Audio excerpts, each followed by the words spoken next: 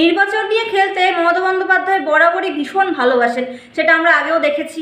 আচ্ছা, একবার ভাবুন যে এই খেলাটা, মানে এই নির্বাচন নিয়ে খেলাটা যদি বিরোধীদের সঙ্গে না খেলে মমতা বন্দ্যোপাধ্যায়ের নির্বাচন কমিশনার জ্ঞানেশ কুমারের সঙ্গে হয়, তাহলে খেলাটা ঠিক কেমন জমবে আশা করি আপনারা বুঝতে পারছেন। হ্যাঁ, বুঝতে পারাটাই স্বাভাবিক।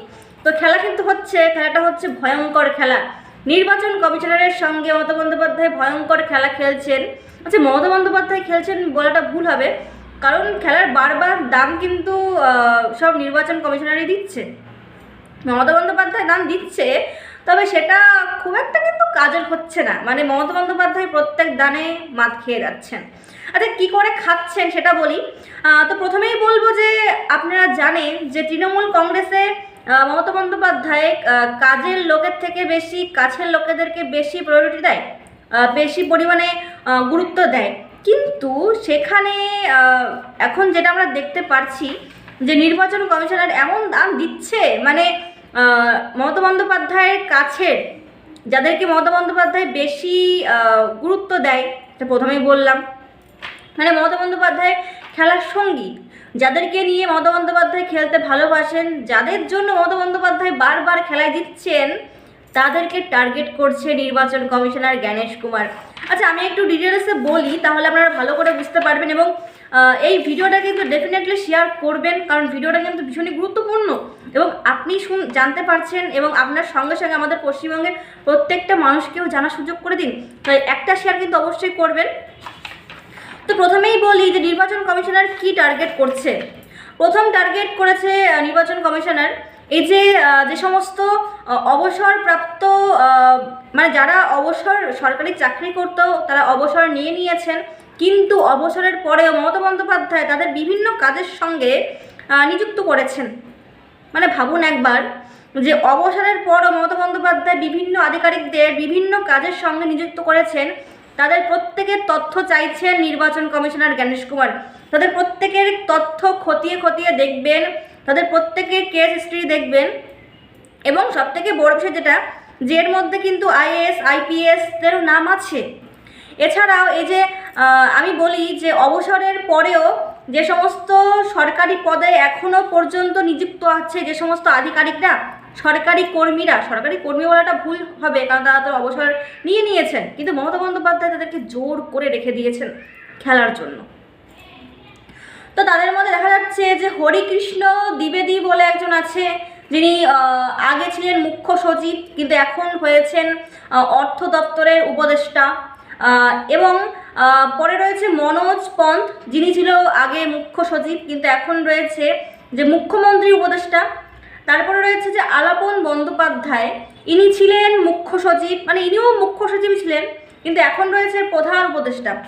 তো এরপরে বলি যে 2021 সালে মানে নির্বাচন কমিশনার কীভাবে খেলছে, জাস্ট একবার মানে এগুলো শুনলে বুঝতে পারবেন আপনারা যে 2021 সালে ভোটের আগে যে সমস্ত থানা এলাকায় হিংসামূলক ঘটনা ঘটেছিল, মানে মারপিট দাঙ্গা টাইপের ঘটনা ঘটেছিল, খুনোখুনি টাইপের ঘটনা ঘটেছিল, তো সেই সমস্ত এলাকা কোন কোন অফিসার ছিল, সেই সমস্ত থানায় কোন কোন অবজারভার ছিল, তাদের প্রত্যেকের রিপোর্ট চেয়ে পাঠিয়েছে নির্বাচন কমিশনার জ্ঞানেশ কুমার।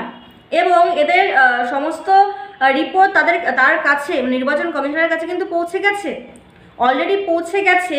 তো তার মধ্যে দেখা যাচ্ছে যে প্রায় 45টি থানার ইন্সপেক্টরদের নির্বাচন কমিশনার নজরে রেখেছেন। যেমন ধরুন থানার বড়বাবু, আইসি, ওসি, এদের ভূমিকা কি ছিল এই হিংসামূলক ঘটনা যখন ঘটেছিল 2021 সালে, তো এরা ঠিক কী ভূমিকা পালন করেছিল, বা এদের নামে কোনো রকম রিপোর্ট কোনো রকম আছে কি না, মানে কেউ নালিশ জানিয়েছিল কি না, তো সমস্তটা কিন্তু খতিয়ে খতিয়ে দেখছে নির্বাচন কমিশনার জ্ঞানেশ কুমার। এছাড়া বলে রাখি এই যে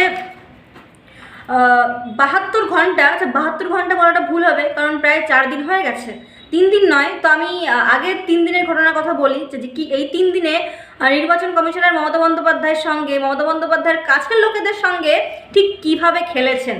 তো বলি যে প্রথমেই বলবো যে 72 ঘন্টার মধ্যে ট্রান্সফার বা সরিয়ে দেওয়া হয়েছে যাদেরকে, তার মধ্যে আছে 15ই মার্চ মুখ্য সচিব নন্দিনী চক্রবর্তীকে, আপনারা জানেন তাকে সরিয়ে দেওয়া হয়েছে। তো এরপরে আছে 15ই মার্চ স্বরাষ্ট্র সচিব জগদীশ প্রসাদ মীনা, তাকেও কিন্তু সরিয়ে দেওয়া হয়েছে।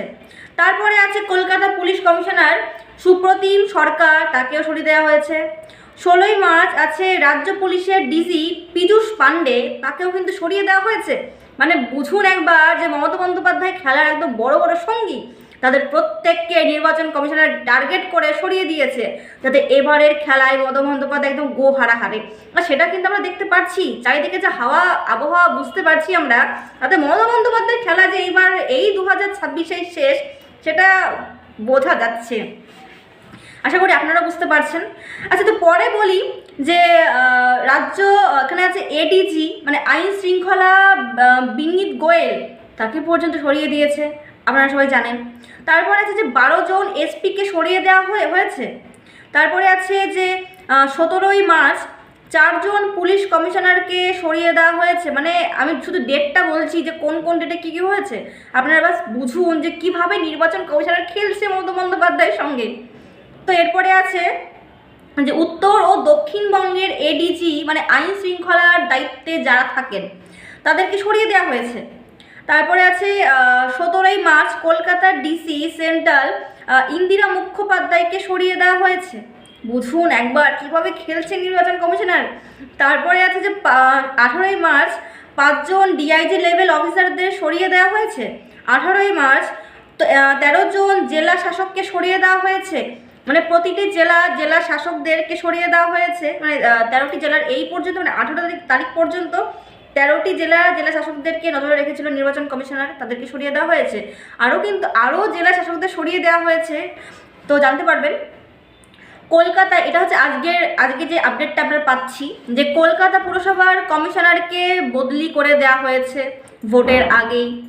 তারপরে আছে যে 11 জন আইএএসকে বদল করা হয়েছে, যার মধ্যে কিন্তু 9 জন জেলা শাসক মানে আরও 9টি জেলা শাসককে বদলি করে দেওয়া হয়েছে। এরপরে আরও একটি বিষয় বলি যে নির্বাচন কমিশনার কীভাবে খেলছেন, মানে কী ভয়ঙ্কর খেলছেন।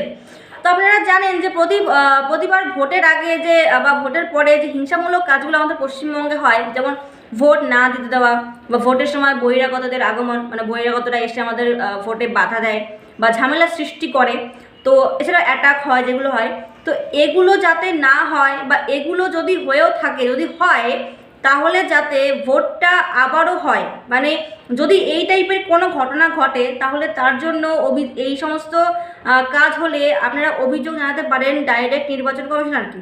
তো তার জন্য এখানে আলাদা করে সেল থাকবে, মানে প্রতিটা বুথে বলতে পারেন আলাদা করে সেল থাকবে, যেখানে 3 জন করে অফিসার থাকবে এবং কোথা থেকে অভিযোগগুলো আসছে, মানে প্রতিটা বুথ বলুন, বিধানসভা বলুন বা পঞ্চায়েত বলুন, মানে যে কোনো জায়গা থেকে যদি এই রকম কোনো কিছু অভিযোগ নির্বাচন কমিশনারের কাছে যায় তাহলে সেই সমস্ত বুথে কিন্তু আবারও ভোট হবে। তো এটা মমতা বন্দ্যোপাধ্যায়ের জন্য প্রচুর পরিমাণে চাপের, কারণ ছাপ্পা ছাড়া তো কি বলবো, মানে ভোট হবে ছাপ্পা হবে না, এটা আমাদের পশ্চিমবঙ্গে এটা মানা যায় না। তো এই ছাপ্পা যদি হয় তাহলে তো বুঝতে পারছেন কি হতে পারে। এছাড়াও প্রতিটা বুথে ভোট কেন্দ্রের মধ্যে সিআরপিএফ তো থাকবে, এছাড়া পুলিশ থাকবে, এছাড়াও সিসিটিভি ক্যামেরা, যেটা মেন বিষয় যে কি হচ্ছে না হচ্ছে মানে ভোট কেন্দ্রের মধ্যে কি হচ্ছে, তো সেগুলো কিন্তু সমস্তটা নির্বাচন কমিশনারের কাছে। যদি কোনো রকম সমস্যা হয় তাহলে কিন্তু নির্বাচন কমিশনার ওই সিসিটিভির মাধ্যমে সব কিছু দেখতে পারবে, সব কিছু জানতে পারবে। আর যদি কোনো রকম সমস্যা নির্বাচন কমিশনার দেখে তাহলে কিন্তু সেই সমস্ত কেন্দ্রে, সেই সমস্ত বুথে বা এই যে বিধানসভা বলুন বা পঞ্চায়েত বলুন, সেই সমস্ত জায়গায় কিন্তু আবারও ভোট হবে। তো এগুলো কিন্তু মমতা বন্দ্যোপাধ্যায়ের জন্য প্রচুর পরিমাণে চাপের। আর সবথেকে বড় বিষয় যে আমি জানি যে আপনাদের মনের মধ্যে প্রশ্ন আসছে যে এত কিছু হচ্ছে তাহলে মমতা বন্দ্যোপাধ্যায় কেন চুপ করে আছেন। হ্যাঁ, সেটারও কারণ অবশ্যই আছে। দেখুন, এই পর্যন্ত মমতা বন্দ্যোপাধ্যায় যে পরিমাণে সুপ্রিম কোর্টে গেছে, তো এত কিছুর পরে যদি মমতা বন্দ্যোপাধ্যায় চুপ করে আছেন, এই জন্য যদি মমতা বন্দ্যোপাধ্যায় কিছু বলে তাহলে তো মমতা বন্দ্যোপাধ্যায়কে সুপ্রিম কোর্টে যেতে হবে। আর যদি মমতা বন্দ্যোপাধ্যায় সুপ্রিম কোর্টে যায় একবার, তাহলে তো ব্যাপারটা তো আপনারা বুঝতেই পারছেন যে কী হতে পারে। মানে সুপ্রিম কোর্ট ডাইরেক্ট তো বলেই দেবে যে আপনার দ্বারা সম্ভব নয়, মানে পশ্চিমবঙ্গের আইন শৃঙ্খলা পুরো বিগড়ে গেছে। যদি এটা সত্যি বিগড়ে গেছে, নতুন এটা কোনো কিছুই নয়, নির্বাচন কমিশনার মানে সুপ্রিম কোর্ট বলবে তারপরে আমরা জানবো, তা তো আর নয়, আমরা এটা আগে থেকে জানি। যদি এটা সুপ্রিম কোর্টের কানে যায়, সুপ্রিম কোর্টের বিচারপতিদের কানে যায়, তাহলে এখান থেকে যেটা আমাদের পশ্চিমবঙ্গে ঘটবে, মানে রাষ্ট্রপতি শাসন জারি হয়ে যাবে, এবং রাষ্ট্রপতি শাসন যদি চালু হয় আমাদের পশ্চিমবঙ্গে, তাহলে তো আর হয়ে গেল, মানে যেটুকুনি খেলা মমতা বন্দ্যোপাধ্যায় খেলতো সেটুকুও কিন্তু খেলা হবে না। আচ্ছা, এই ভিডিওটা কিন্তু ডেফিনেটলি আপনারা শেয়ার করবেন, কারণ মমতা বন্দ্যোপাধ্যায় এই যে খেলা নির্বাচন কমিশনের যে খেলছে, যে কি ভয়ঙ্কর খেলা হচ্ছে আমাদের পশ্চিমবঙ্গে, আমাদের পশ্চিমবঙ্গের প্রত্যেকটা মানুষের কিন্তু জানা দরকার। তো অবশ্যই ভিডিওটা শেয়ার করবেন এবং ভিডিওটা সাবস্ক্রাইব করে রাখবেন। তো এইরকম তথ্য যদি জানতে চান, তাহলে অবশ্যই আমার এই প্রোফাইল বা এই চ্যানেলটা কিন্তু অবশ্যই সাবস্ক্রাইব করে রাখবেন।